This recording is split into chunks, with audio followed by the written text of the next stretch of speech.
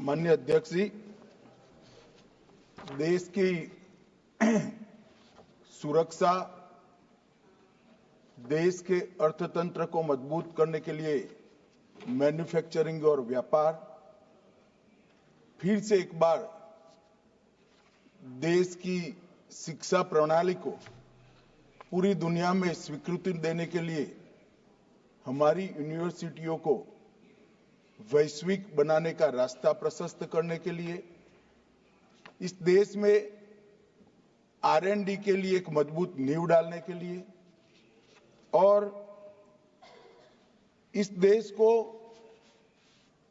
दुनिया में 2047 में सर्वोच्च बनाने के लिए ये बहुत जरूरी बिल है। और इस बिल को ठीक तरह से पढ़कर सबने अपनी अपनी पार्टी की नीतियों के अनुसार इस पर अपना मत व्यक्त किया है।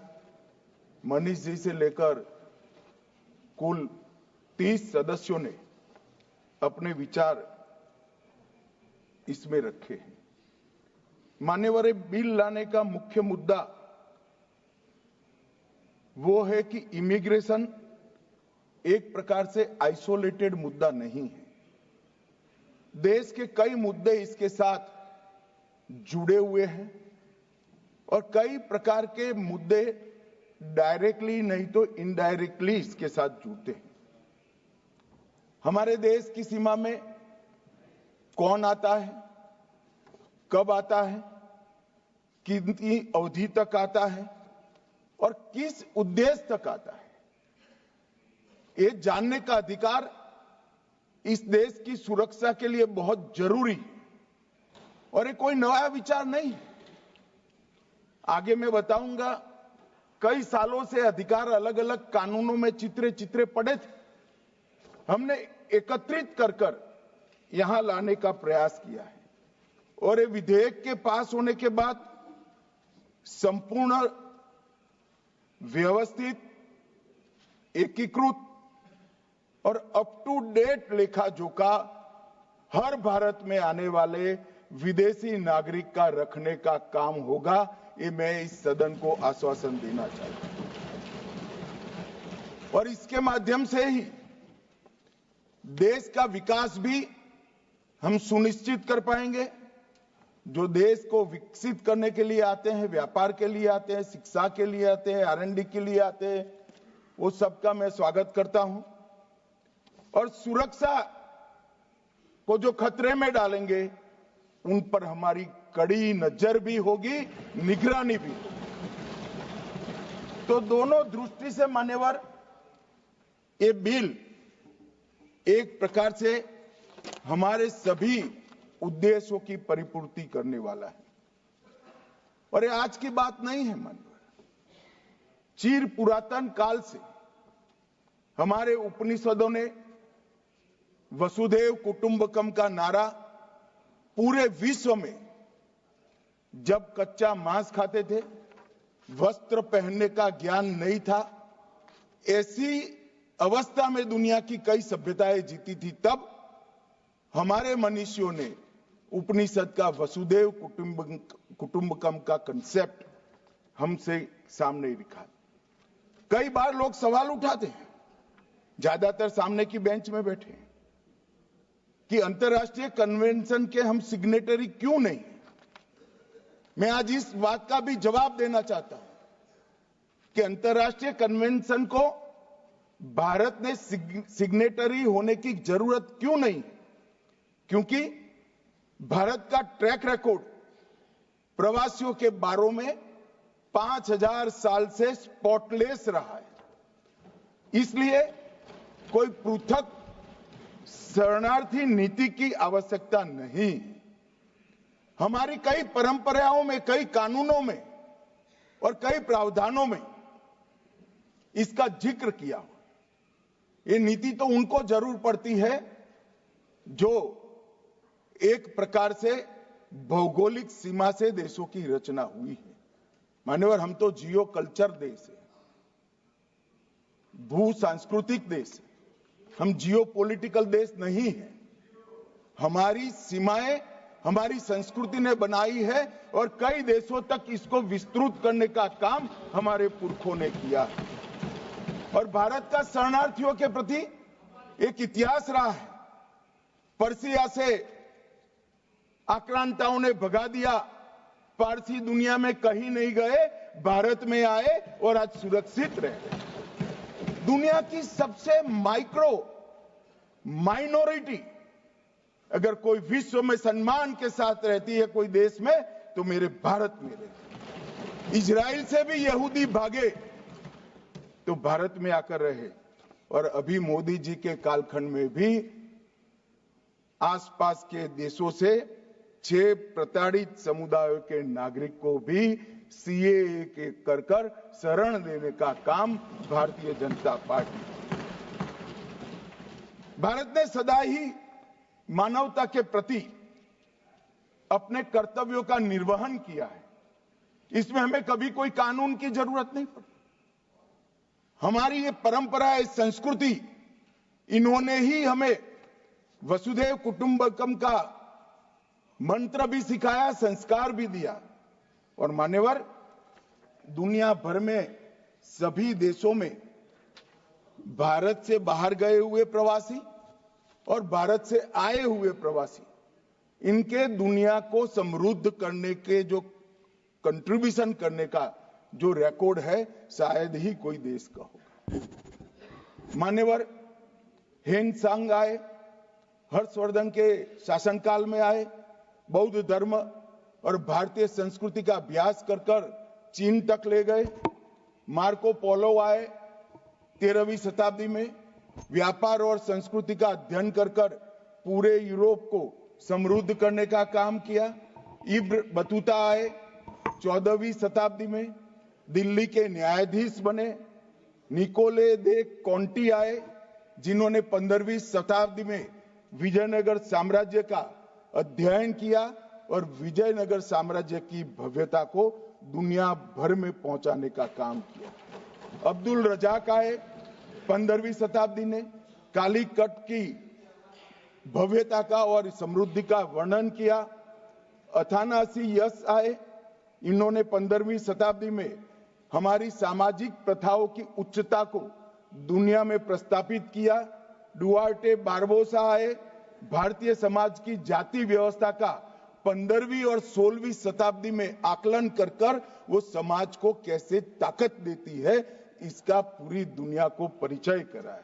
और फ्रांसवा बर्नियर आए 17वीं शताब्दी में, जिन्होंने मुगल साम्राज्य का वर्णन कर पूरी दुनिया में ये संदेश दिया। इसी प्रकार से भारत से गए हुए प्रवासियों ने भी दुनिया भर को समृद्ध करने का काम किया है। बुद्ध घोष यहां से चीन गए और पाली ग्रंथों का अनुवाद किया, थोरवाद बौद्ध धर्म का प्रचार किया, बोधि धर्म, भिक्षु मार्शल आर्ट, इसका पूरे चीन में प्रसार किया। और शाओलिन कुंग फू का मूल व्यक्ति हमारे तमिलनाडु का बोधि धर्म है। मान्यवर महात्मा गांधी गए, एक प्रवासी बनकर ही गए अफ्रीका में, और पूरे देश जो संदेश लेकर पूरे देश का गए, दुनिया भर में कहा जाता था कि जिस साम्राज्य का कभी सूर्य अस्त नहीं होता था, वो साम्राज्य को अफ्रीका की धरती पर घुटने टेकाने का काम महात्मा गांधी ने किया। लाला हरदयाल गए, गदर पार्टी की स्थापना करी। वीएस नायपॉल गए, नोबेल पुरस्कार जीता। डॉक्टर द्वारकानाथ कोटनीस गए, चीन के युद्ध के दौरान चिकित्सा के लिए महान काम किए। और हमारे यहां से सुंदर पिचाई, सत्य नडेला, ऋषि सुनक, कमला Harris, doctor Hargovind Khurana, Kalpana Chawla, Sunita William, Zubin Mehta, ढेर सारे लोगों ने प्रवासी के रूप में जाकर वहीं की संस्कृति में रच बसकर दुनिया के अनेक फील्ड के अंदर भारत के समृद्ध विरासत को पहुंचाने का काम। आज दुनिया भर के देशों में बौद्ध धर्म है तो भारत के गए हुए प्रवासियों की ही कारण। सम्राट अशोक के पुत्र महेंद्र और पुत्री संघमित्रा जब लंका गए, वहां पर उन्होंने बौद्ध धर्म का प्रचार किया और आज हमारे सांस्कृतिक रिश्ते लंका के साथ इसीलिए है। और हमारा डायस्पोरा मान्यवर 146 देशों में फैला हुआ है। विश्व का सबसे बड़ा डायस्पोरा है तो भारत में है। और दादा कहते थे, जो देश समृद्ध होता है उसकी ओर दुनिया भर से लोग आते हैं, गरीबी की ओर से समृद्धि की ओर। दादा, ये सारे लोग जब यहां से गए तब भारत पूरे विश्व की जीडीपी पर 60% का कब्जा रखता था, तब गए।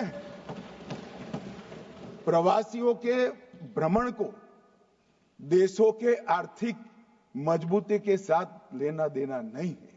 वो कंट्रीब्यूट करना चाहते हैं पूरे विश्व की संस्कृति को, पूरे विश्व की शिक्षा को, पूरे विश्व के विज्ञान को, और इसलिए गए हैं। और आज लगभग 1,72,00,000 हमारे एनआरआई हैं। मान्यवर, इतना बड़ा डायस्पोरा और कोई देश का नहीं है। और इस सबके सुचारू रूप से आना जाना और उनकी सारी चिंताओं के निराकरण के लिए मैं आज ये बिल लेकर आया हूं। मान्यवर, आज हम सब जानते हैं कि विश्व छोटा हो गया है और ये 10 साल में हमारा अर्थतंत्र 11वें नंबर से 5वें नंबर पर पहुंचा है। पूरी दुनिया के अर्थतंत्रों की सूची में भारत एक ब्राइट स्पॉट बनकर उभरा है। भारत मैन्युफैक्चरिंग का हब बनने जा रहा है।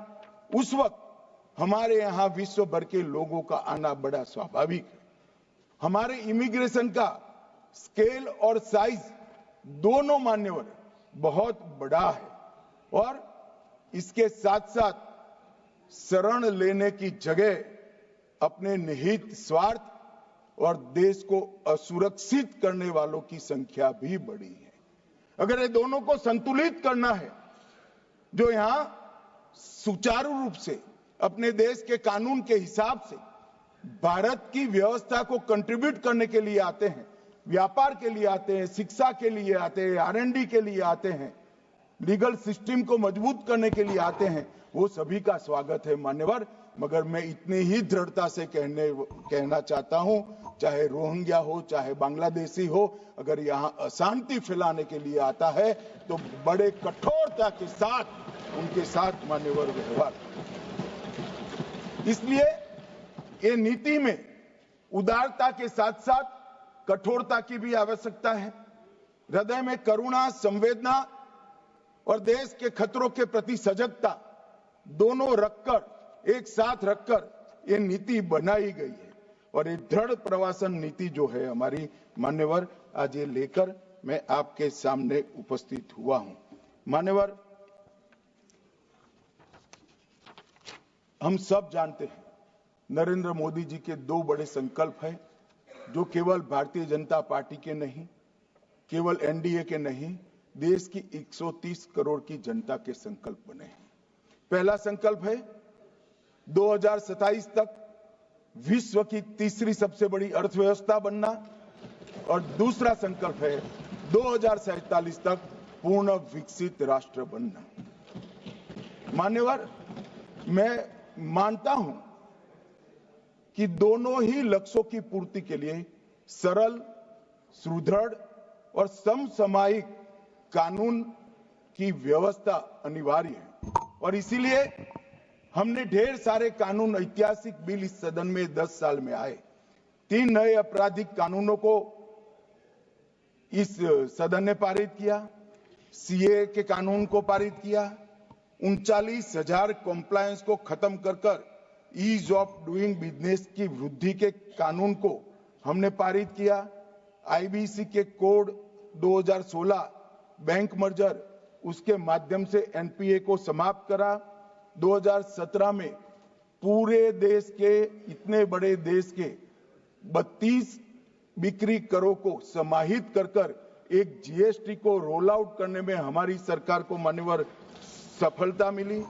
यूएपीए कानून और एनआईए एक्ट में संशोधन किया और मान्यवर जो हमारे संविधान निर्माताओं का स्वप्न था, इस देश में एक विधान, एक निशान और एक प्रधान हो, धारा 70 को भी इसी सदन ने निरस्त करने का काम। ये 10 साल के अंदर हर क्षेत्र के हर कानून को हमने मजबूत करने का काम किया है। आज मैं जब यहां आया हूं तब ये बिल को लेकर आया हूं, तो इस बिल के हमारे तीसरे नंबर के अर्थतंत्र बनाने का स्वप्न भी इससे पूरा होने वाला है। नई शिक्षा नीति में हमारी यूनिवर्सिटियों को ग्लोबल यूनिवर्सिटी बनाने का स्वप्न भी इससे पूरा होने वाला है।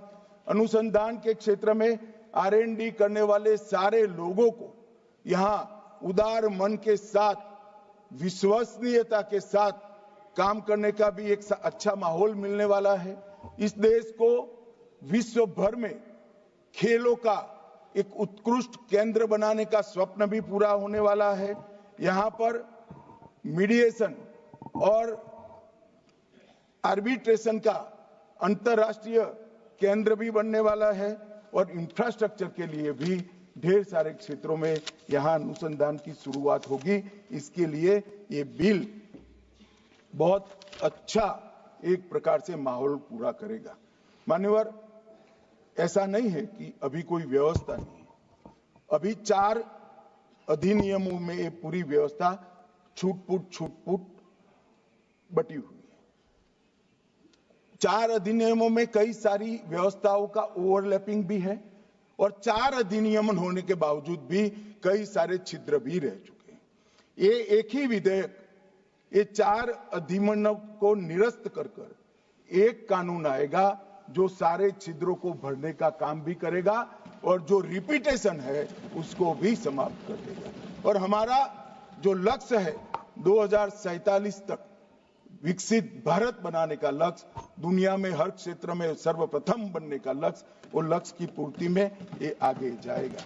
मान्यवर, 2047 के हमारे लक्ष्य के अंदर एक सशक्त अप्रवासन नीति का बहुत बड़ा महत्व है और ये जो विधेयक है अप्रवासन एवं विदेशियों विषयक विधेयक 2025, ये हमारी प्रणाली को सिंप्लीफाई करेगा, स्ट्रीमलाइन भी करेगा, सिस्टमेटिक बनाएगा और सुरक्षित मतलब सिक्योर भी करेगा। इसके साथ साथ ये ट्रांसपेरेंट भी बनेगा, ट्रैक ड्रिवन भी बनेगा, टाइम बाउंड भी बनेगा और विश्वसनीय ट्रस्टवर्दी भी बनेगा। ये सारे तत्वों का 3 साल के गहन विचार के बाद गृह मंत्रालय में विधेयक को डिजाइन किया गया है। मान्यवर, इसको फौरी तौर से राजनीतिक कारणों से विरोध नहीं करना चाहिए। मान्यवर, इसमें भारत में आने वाले यात्रियों का डेटाबेस तो ऑटोमेटिक बन ही जाएगा। भारत के टूरिज्म पोटेंशियल और टूरिज्म के क्षेत्र की बहुत बड़ी वृद्धि होगी।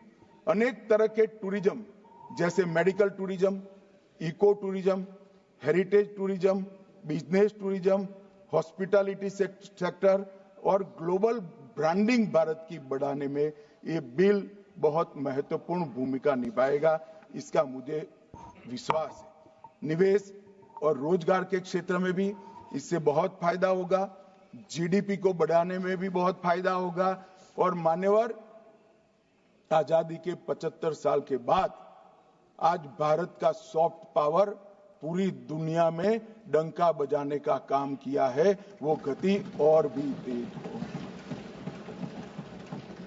जब मैं सॉफ्ट पावर की बात करता हूं तब हमारा योग, हमारे उपनिषद, हमारे वेद, हमारी आयुर्वेद और हमारी ऑर्गेनिक खेती की सिस्टम, ये आज पूरी दुनिया इसके पर बड़ी आशा की नजरों के साथ देख रही है। रोगों का दमन करने की जगह रोग न हो ऐसा मानव शरीर बनाना, ये हमारा बहुत पुराना विचार था, जो आज पूरी दुनिया को आकर्षक लगता है कि रोग होने के बाद इसका दमन करने की जगह इसको आने ही न दे, इस प्रकार की जीवन पद्धति को विकास करेगा।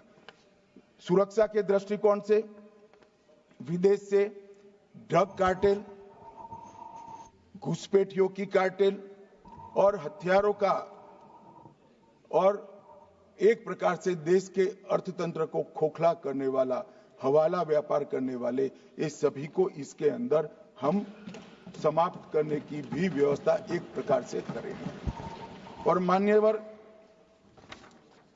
ये जब मैं विधेयक लेकर आया हूं तब मैं इस महान सदन को बताना चाहता हूं कि 4 विधेयक को जिसको ये रिप्लेस करेगा, उसके पासपोर्ट एक्ट में यात्रा दस्तावेजों की पासपोर्ट और वीजा की जो आवश्यकता है इसको पुख्ता करेगा।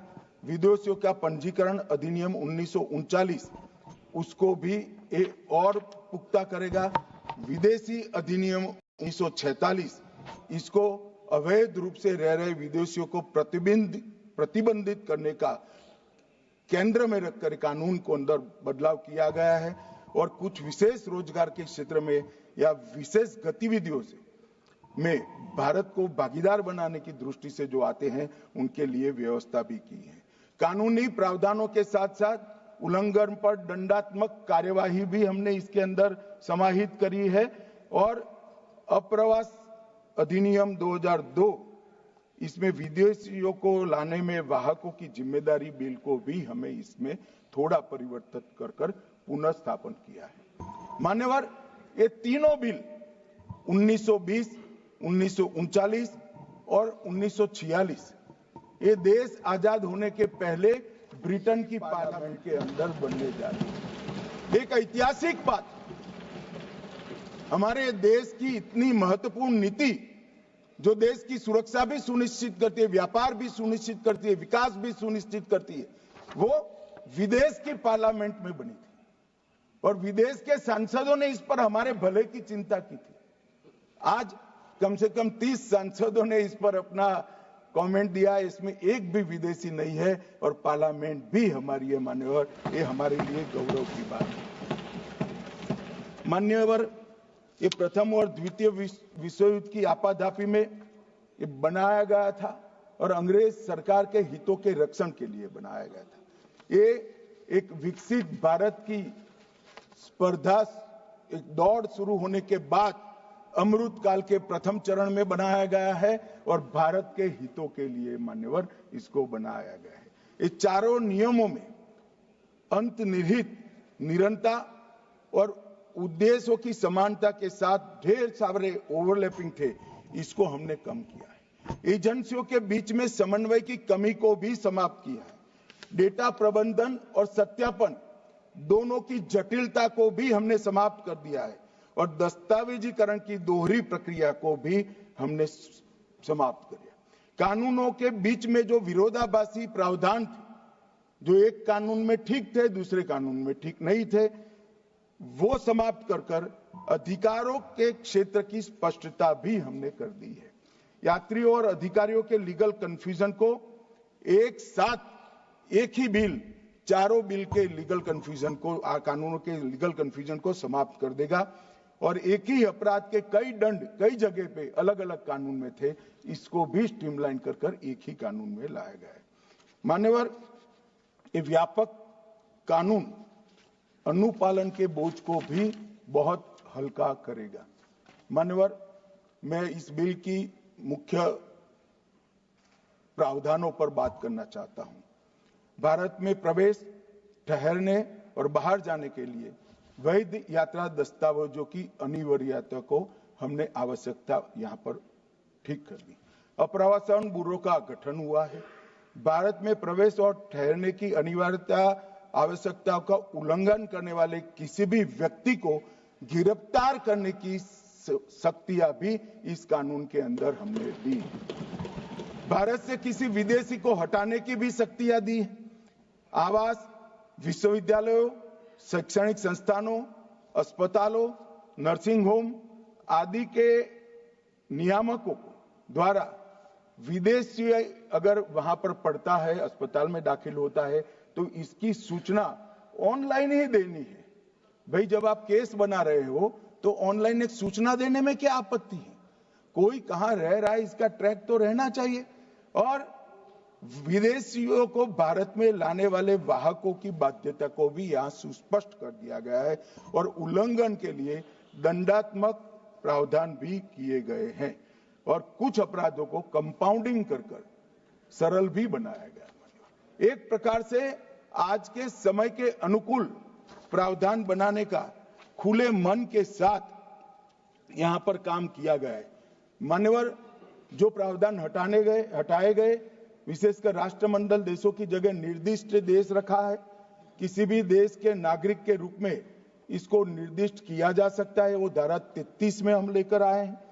पासपोर्ट अधिनियम 1920 में एक से अधिक बार उल्लंघन पर दोहरी सजा थी, अब इसको हमने बदला है और विधेयक में विभिन्न अपराधों के लिए बढ़े हुए वित्तीय दंड को कंपाउंडिंग का प्रावधान भी हमने मान्यवर किया है। अप्रवास एवं विदेशी विषयक विधेयक में मौजूदा कानूनों का एकीकरण और सरलीकरण किया है और उसको बहुत स्टडी के बाद समेकित, संक्षिप्त, सरल और ठोस बनाने का काम किया है। 4 कानूनों में कुल मिलाकर 45 धाराएं थी, अब इस विधेयक में 36 धाराएं रहेगी, 26 पुरानी और 10 नई। 36 धाराओं के अंदर ही हमारा प्रवासन का ये पूरा लेखा जोखा मान्यवर दिया जाएगा। मान्यवर, मैं जब सदस्यों के जवाब दूंगा तब बहुत सारी धाराओं के बारे में बात आ जाएगा। इसमें मैं विशेष कहना नहीं चाहता, मगर कुछ जरूर बताना चाहता हूं। धारा 3, इसमें प्रवेश निषेध का प्रावधान है, कुछ सदस्यों ने इसका विरोध भी किया। राष्ट्रीय सुरक्षा या सार्वजनिक स्वास्थ्य के लिए खतरा पाया जाएगा, उसको प्रवेश की अनुमति नहीं दी जाएगी। माननीय देश धर्मशाला नहीं है, जो चाहे जिस उद्देश्य से चाहे यहां आकर रह जाएगा, ऐसा नहीं होगा। कानूनी तरीके से देश के अंदर अपने देश को और हमारे देश को समृद्ध करने कोई आता है तो इसका स्वागत है, मगर सुरक्षा के लिए खतरा है, उसको रोकने का प्रावधान करने का हमारी संसद का अधिकार भी। मान्यवर, इसके साथ अब तक जो काली सूची एजेंसियां बनाती थी, इसकी कानूनी वैधता कुछ नहीं थी।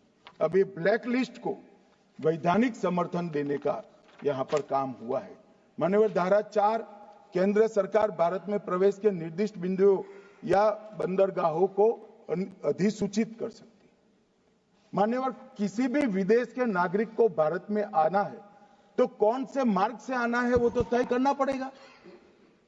हम इसको नोटिफाइड करेंगे। इतनी बड़ी लंबी समुद्री और भू सीमा के अंदर कोई कहीं से भी आ जाएगा, रोकने का कोई प्रावधान नहीं था, क्योंकि कुछ लोग मानते हैं कि रोकने की जरूरत ही नहीं, मगर देश ऐसे नहीं चल सकते। देश की सुरक्षा का खतरा है, देश के अर्थतंत्र को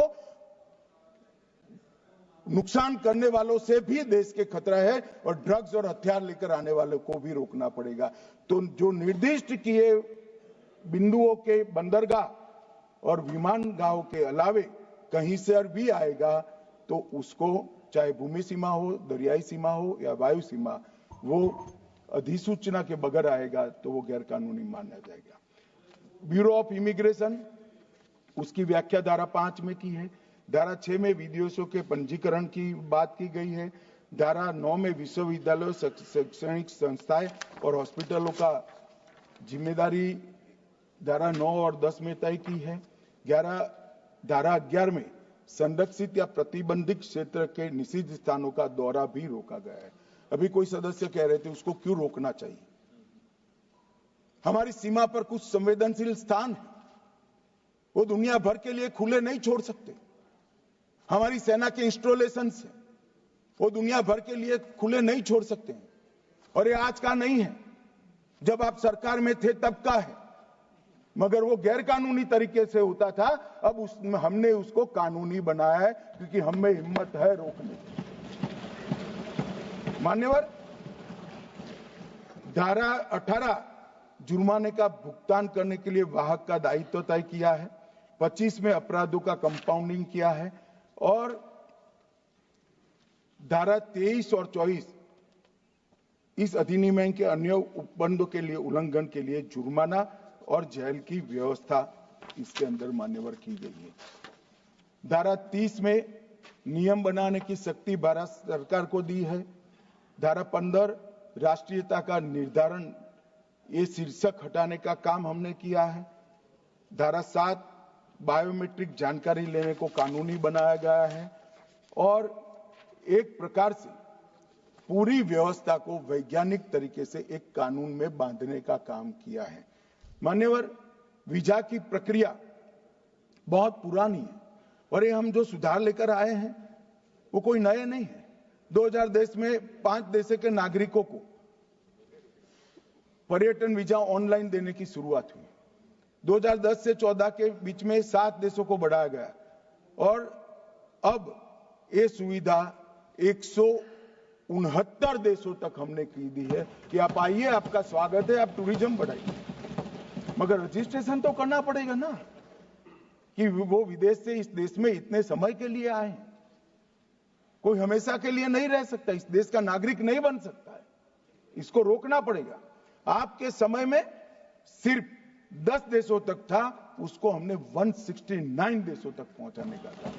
मान्यवर, 31 नामित अंतर्राष्ट्रीय हवाई अड्डे और 6 प्रमुख बंदरगाहों अराइवल ऑन वीजा देने का काम हमने किया है और 2023 में आयुष वीजा की नई श्रेणी भी शुरू की है। अब ई वीजा की सुविधा 9 उप श्रेणियों के लिए की जाएगी। ई पर्यटन वीजा, ई व्यापार वीजा, ई चिकित्सा वीजा, ई चिकित्सा परिचारक वीजा, ई आयुष वीजा, ई परिचारक वीजा, ई छात्र वीजा और ई छात्र आश्रित वीजा। ये सारी श्रेणियों में ई वीजा का प्रोविजन कर विदेशियों को आने में हमने सरलता की है। जो लोग कहते हैं कि रोकना चाहते हैं, हम रोकना इसी को चाहते हैं जिनके उद्देश्य ठीक नहीं है। ये कहते हैं कौन तय करेगा, तो जो सरकार होगी ये तय करेगा। हमारी सरकार है तो हम तय करेंगे। कौन तय करेगा का क्या मतलब? भारत सरकार तय करेगी। कौन कर सकता है? कोई विदेश की सरकार करेगी? क्या विचार है? कौन तय करेगा? भारत सरकार तय करेगी, क्योंकि हम भारत सरकार में है तो हम तय करेंगे। मान्यवर, आयुष वीजा, इसकी श्रेणियों की भी संख्या बढ़ाई है और अवैध प्रवासी और ओवरस्टे की निगरानी के लिए अप्रवास वीजा और विदेशी पंजीकरण के ट्रैकिंग की एक सिस्टम IVFRT, इसको भी अब कानूनी आधार देने का काम किया है। मान्यवर, सभी अप्रवासन पोस्ट पर भारतीय मिशन FRRO और FRO, इसको एंड टू एंड एकीकृत सिस्टम से जोड़ने का काम हमने पूरा कर दिया है। देश भर के 750 से ज्यादा जिलों में DPM जिला पुलिस मॉड्यूल पोर्टल भी हमने शुरू कर दिया है, जो फॉरेनर्स आइडेंटिफिकेशन पोर्टल के नाम से जाना जाता है। और हमने कई प्रकार की अप्रवासन चौकियों का आधुनिकीकरण के लिए भी योजनाएं लाए हैं। अब उसकी संख्या बढ़कर 114 हो गई है मान्यवर, और एक जमाने में 4 से 5 मिनट लगता था, अब 1.5 से 2 मिनट लगता है। और FTITTP फास्ट ट्रैक अप्रवासन विश्वसनीय यात्री कार्यक्रम, ये 8 प्रमुख हवाई अड्डों पर लागू किया है, जिसमें सिर्फ ऑनलाइन 30 सेकंड में आपका घर से भरकर आते हो तो 30 सेकंड जो जाने का समय होता है वो भी होता है। इन्होंने कहा कि भाई इससे प्रवासियों की संख्या कम होगी। मान्यवर, 2014 में अप्रवासन चौकियां 83 थी, अब 114 है। हमने 37% बढ़ाया है। ICP काउंटर 743 थे, आज 2278 है, 206% बढ़ाया है। भारत में आने वाले व्यक्ति कांग्रेस के शासन के समय में 2,49,00,000 थे। ये 10 साल में 2024 के अंतिम साल में 14 में 2,49,00,000 थे, ये 2024 में 4 करोड़ लोग भारत में आए। भारत से बाहर जाने वाले व्यक्ति 2,59,00,000 थे, अब 4,11,00,000 लोग बाहर गए हैं। और टोटल करें तो 5,08,00,000 आवाजाही थी, अब 8,12,00,000 हुई है, 59% की वृद्धि। और किसी भी एक दशक में ये वृद्धि सबसे बड़ी है। और सबसे बड़ी नहीं, सब दशक का अगर हिसाब किताब करते हैं तो बहुत बड़ी वृद्धि, 50% से ज्यादा वृद्धि एक ही दशक में हुई है। और ये हमें कह रहे हैं कि इससे कम होगा। माननीय, हम कम करना नहीं चाहते हैं, मगर जिनके उद्देश्य ठीक नहीं है उसको तो जरूर रोकना पड़ेगा, क्योंकि देश की सुरक्षा के साथ ये जुड़ा हुआ है। मान्यवर मनीष तिवारी जी ने प्रश्न उठाया कि धारा 3(1) का दूसरा प्रावधान अप्रवास अधिकारी के निर्णय के विरुद्ध अपील तंत्र प्रदान करने में विफल रहता है। मान्यवर, पहले से ही हमारे कानूनों में विदेशी नागरिकों को प्रवेश से वंचित रखने का अधिकार अधिकारियों के पास ही था। वीजा धारक को देश में किसी एक निश्चित बिंदु तक जाने देने का अधिकार भी अधिकारियों के पास ही था। किसी विदेशी को प्रवेश से वंचित करने का अधिकार भी मनमानी करेगा उनका डर है, मगर ऐसा होगा नहीं, क्योंकि इसको रोकने से पहले कई प्रकार की एजेंसियों के इनपुट के आधार पर ही रोका जा सकता है। पहले ऐसी कोई प्रथा नहीं थी 14 तक। हमने 14 के बाद आकर 2019 में एक प्रथा बनाई है। किसी को भी रोकना है तो ये 24 बिंदु का 360 डिग्री जांच कर ही रोका जा सकता है। उसको हमने इतने खुले अधिकार नहीं दिए। एक सदस्य ने कह दिया मान्यवर कि कांस्टेबल कक्षा का अधिकारी यह निर्णय करेगा। मैं सदस्यों को कहना चाहता हूं, निर्णय कांस्टेबल कक्षा का अधिकारी तो इस देश में फांसी की सजा वाले क्रिमिनल कानून का इन्वेस्टिगेशन भी एक हेड कांस्टेबल ही करता है, मगर एक नियम के तहत करता है। उस पर सुपरवाइजरी अथॉरिटी है, इसके ऊपर कोर्ट है, इसके ऊपर हाई कोर्ट है, इसके ऊपर सुप्रीम कोर्ट है।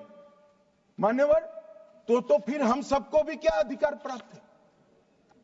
संविधान बना, संविधान ने संसद सदस्य को व्याख्या की, हम चुनाव लड़े, जीत कर आए, कोई मंत्री बना, कोई विपक्ष का नेता बना, हम भी तो एक ही नागरिक है। मान्यवर, इस प्रकार के सवाल कैसे उठाए जा सकते हैं?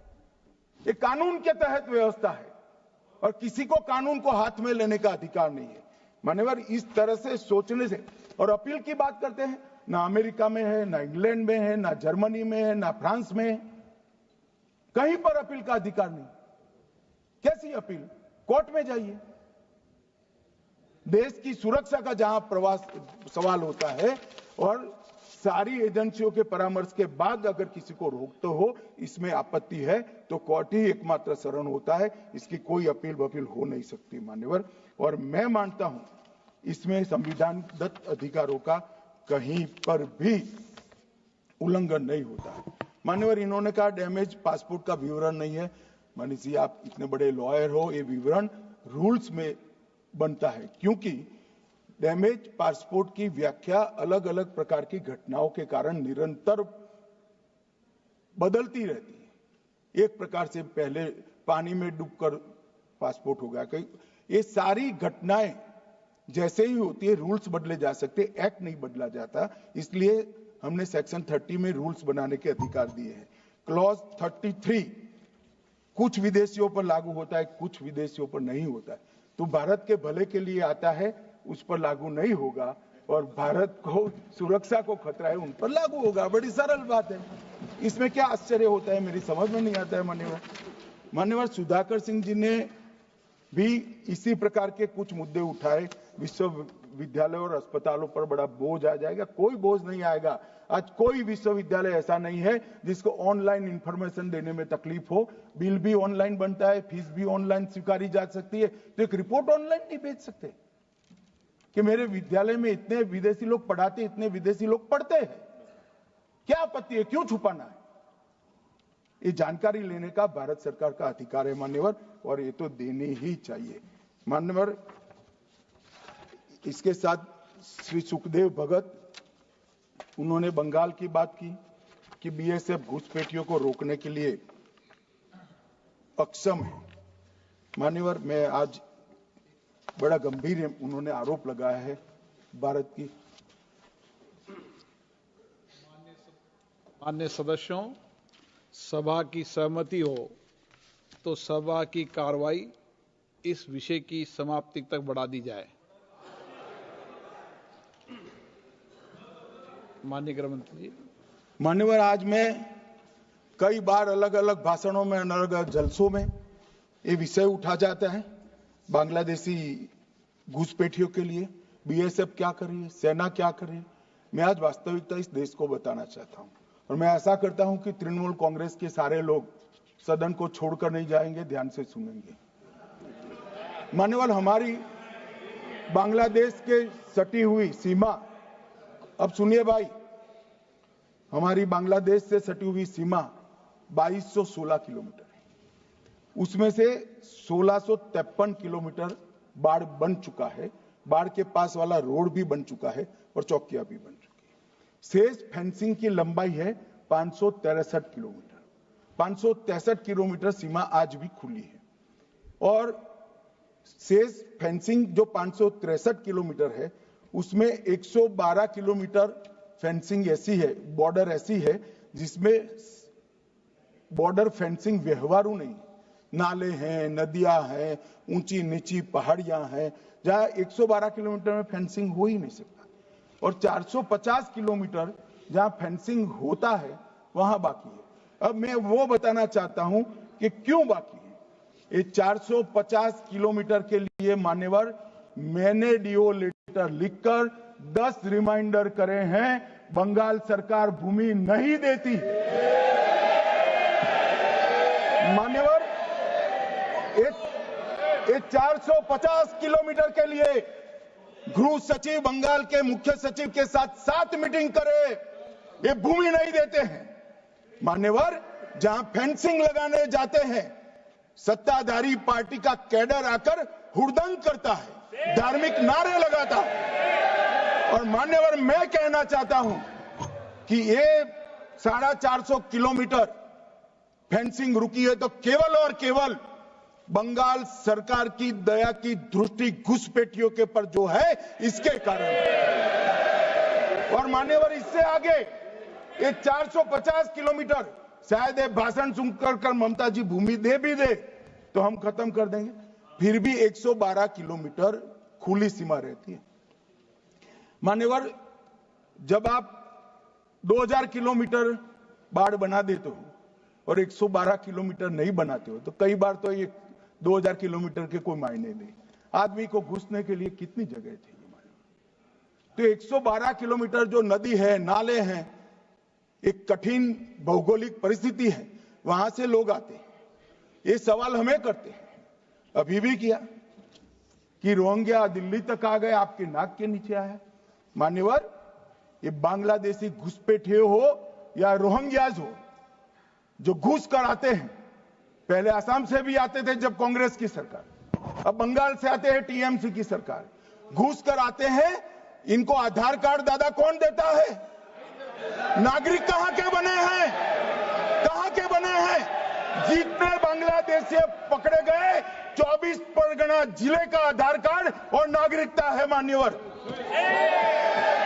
और ये जो आप आधार कार्ड इश्यू करते हो, वो आधार कार्ड लेकर, वो वोटर कार्ड लेकर ये दिल्ली तक आते हैं। आप उनको आधार कार्ड इश्यू न करो, आदमी क्या परिंदा भी पैर नहीं मार पाएगा। और दादा ये सब चीजें भी लंबे समय चलनी नहीं है।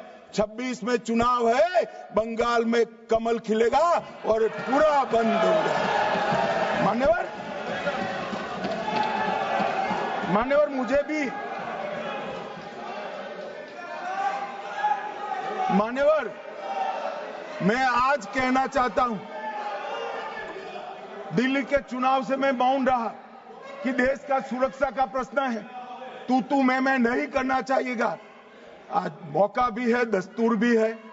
इन्होंने सवाल उठाया, मैं बिल भी ये लेकर आया हूं, इसलिए मैंने देश की जनता को सत्य बताया है। ये 450 किलोमीटर जो आपकी कृपा से खुली रही है, वहीं से घुसपैठ है, वहीं नागरिक बनते हैं, वहीं आधार कार्ड बनाया जाता है और देश भर में फैल जाते हैं। मान्यवर,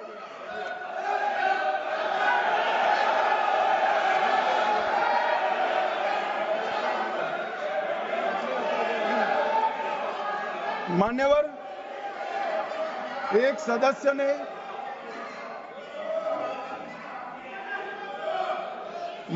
सदस्य ने मुद्दा उठाया कि पासपोर्ट रैंकिंग में 50वां नंबर है।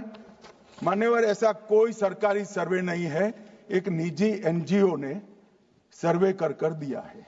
अब मुझे ये समझ में नहीं आता, इंडी अलायंस के नेता जब से राहुल गांधी बने हैं, सरकार के अधिकृत डेटा की जगह वो एनजीओ का ही डेटा खंगालते हैं। कई बार तो भाषण भी एनजीओ का दिया हुआ करते थे मान्यवर, और कई बार छापा बगैर का संविधान भी लहरा देते हैं। मुझे मालूम नहीं है क्या हुआ है इस देश को। कनिमोझी जी ने कहा कि इतने सारे तमिल शरणार्थी आए हैं, इसके लिए भारत सरकार की नीति क्या है। बहुत अच्छा मुद्दा मान्यवर, मेरा भी वो शरणार्थियों के लिए दिल इतना भी दुखता है जितना कनिमोझी का दुख। मगर उन्होंने कहा आपकी नीति क्या है। मैं नीति बताता हूं। 1986 से जो भारत सरकार का नीति है, और जब आप 10 साल यूपीए सरकार में थे तब जो आपका नीति था वही हमारा नीति है। ये तो 74 से आए, अब 10 साल था, दयानिधि जी भी मंत्री थे, बालू जी भी मंत्री थे, कुछ नहीं किया।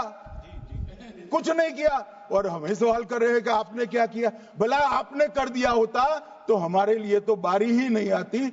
मान्यवर, तमिल शरणार्थियों की नीति में हमने फुल स्टॉप कॉमा का बदलाव नहीं किया है। जिस सरकार में डीएम के हिस्सेदार थी वही नीति को हमने जस का तस अपनाने का काम किया है। अगर कुछ बदलाव करना है तो मुझे दे दो, देखना, हम सोचेंगे। मान्यवर,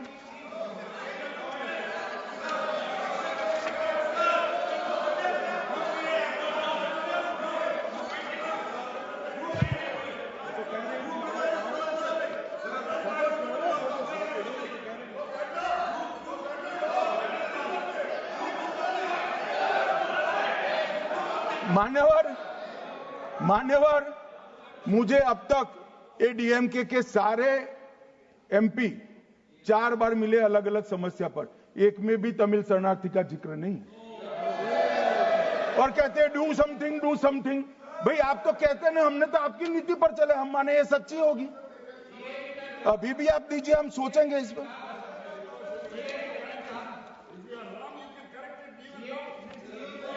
मगर आपने रॉन्ग किया है, एक्सेप्ट करते हो ना। आपने रॉन्ग किया वो तो स्वीकार कर लिया, चलो अच्छी बात है। मान्यवर, एक सीएए का जिक्र है। मैं इसमें कोई राजनीतिक टिप्पणियां करना नहीं चाहता।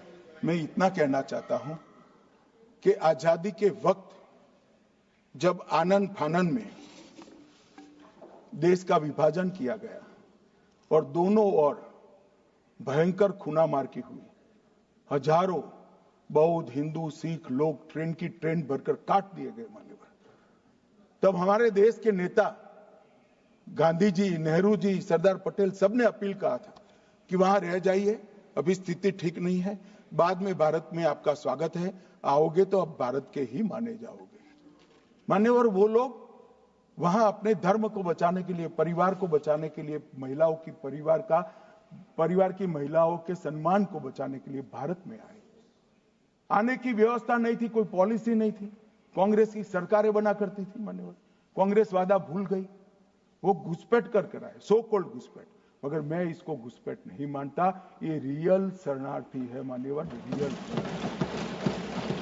जो अपना धर्म बचाने के लिए, अपने परिवार को बचाने के लिए यहां आए हैं, वो शरणार्थी है मान्यवर। और इसलिए हम सीए लेने के लिए लेकर आए हैं मान्यवर। इसमें कोई भेदभाव नहीं, हिंदू, बौद्ध, सिख, पारसी, क्रिश्चियन, कोई भी जैन, कोई भी व्यक्ति आए, इसका भारत में स्वागत है मान्यवर। हमने कोई भेदभाव नहीं किया है।